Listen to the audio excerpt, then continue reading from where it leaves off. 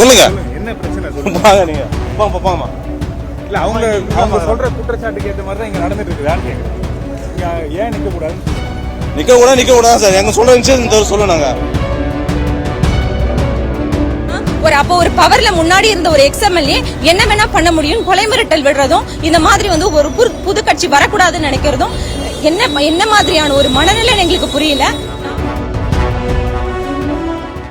எந்த பார்ட்டியோட ஏஜென்ட், என்ன பிரச்சனை நீங்க பேசுறீங்க? ஆக்சுவலி நான் டிவிகே பார்ட்டி தமிழக வெற்றி கழகத்தோட ஏஜென்ட் சார். சரிங்களா, தடையா நாங்க இங்க நிக்கிறோம். சரிங்களா, எங்களுக்கு வந்து நாங்க ஏஜென்ட்டா என்ன நடக்குதாங்க, என்ன போகுதுன்னு சொல்றது தெரிஞ்சுக்கணும் இல்லைங்களா, அதுக்காக நாங்க அங்க நிக்கிறோம். எங்களுக்கு கொடுக்கப்பட்ட எல்லா ரூல்ஸையும் நாங்க ஃபாலோ தான் பண்ணோம். அதாவது கேண்டிடேட்ஸ் கிட்ட பேசக்கூடாது, ஆனா நம்ம அங்க நிக்கலாம். என்ன நடக்குது, போலிங்ல கரெக்டா இருக்கா, கரண்ட் போகுதா, இல்ல வந்து மிஷின் ஒர்க் ஆகுதா இப்படின்னு பார்க்க வேண்டியதுதான் நம்மளோட ரூல்ஸ். ஆஸ் அ பார்ட்டி எனக்கு வந்து என்னோட ஹஸ்பண்ட் தான் வந்து கேண்டிடேட்டா நிக்கிறாரு. பட் ஏஜென்ட்டா இங்க வந்து உப்பளம்ல யாருமே வந்து மத்த பாடி பீப்புளோட த்ரெட்னிங்கால, முக்கியமா பர்டிகுலரா ஏடிஎம்கே எக்ஸ்எம்எல்ஏ ஓட த்ரெட்னிங்கால எங்களுக்கு ஏஜென்ட்டா கூட வரது கூட பயப்படுறாங்க. Because since 20 years it's happened over here in particularly in Uppalam. அப்போ என்னன்னா நானே ஏஜென்ட்டா இருக்க வேண்டிய ஒரு கட்டாயம். சரிங்களா, அதனால நான் ஏஜென்ட்டா இருக்கிறேன். நான் பேசாம நிக்கும் போது அவரு இன்னொரு ஒரு போலீஸ் டிபார்ட்மெண்ட்ல இருக்கிற ஒரு ஆபீசர் கிட்ட போய் சொல்லி அவங்கள வெளியில போக சொல்லுங்க அப்படின்னு சொல்றாரு.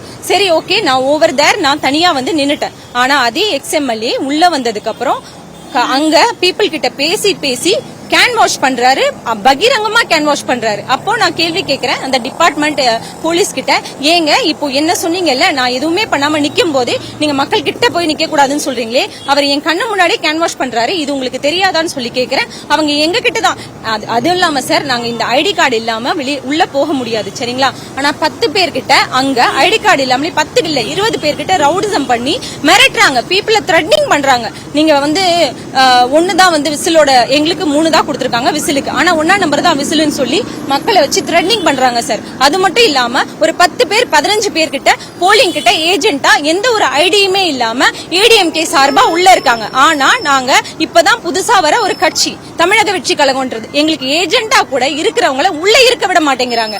அவ்வளவு த்ரெட்னிங் பண்றாங்க. What is happen here? இதுதான் ஜனநாயக நாடா?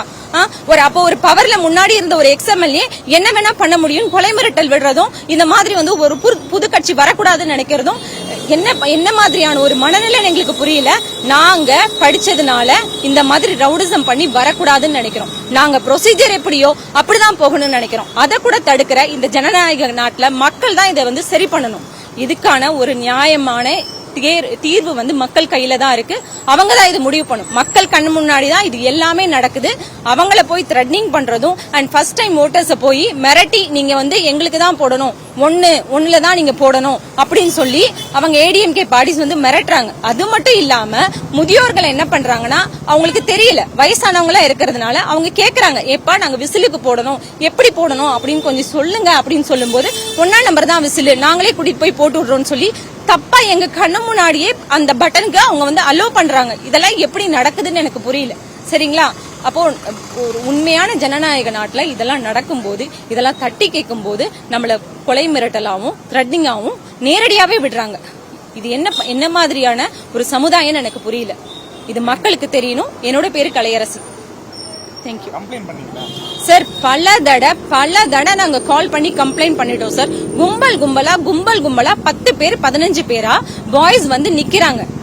நிக்கும் போது மக்கள் வந்து பயப்படுறாங்க. அதாவது ஓட்டு வெளிப்படையாவே சொல்றாங்க, நீங்க ஏடிஎம்கேக்கு தான் போடணும் அப்படின்னு சொல்லி. அண்ட் அதர் பார்ட்டி ஆல்சோ இருக்காங்க சார் இங்க டிஎம்கே.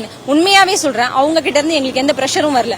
ஆனா இந்த ஏடிஎம்கே கிட்ட இருந்து எங்களுக்கு pressure day by day over pressure. மார்னிங்ல இருந்து இப்ப வரைக்கும் அவங்க கொடுக்கற பிரஷர், அட்ராசிட்டிஸ் கொஞ்சம் கூட தாங்க முடியல.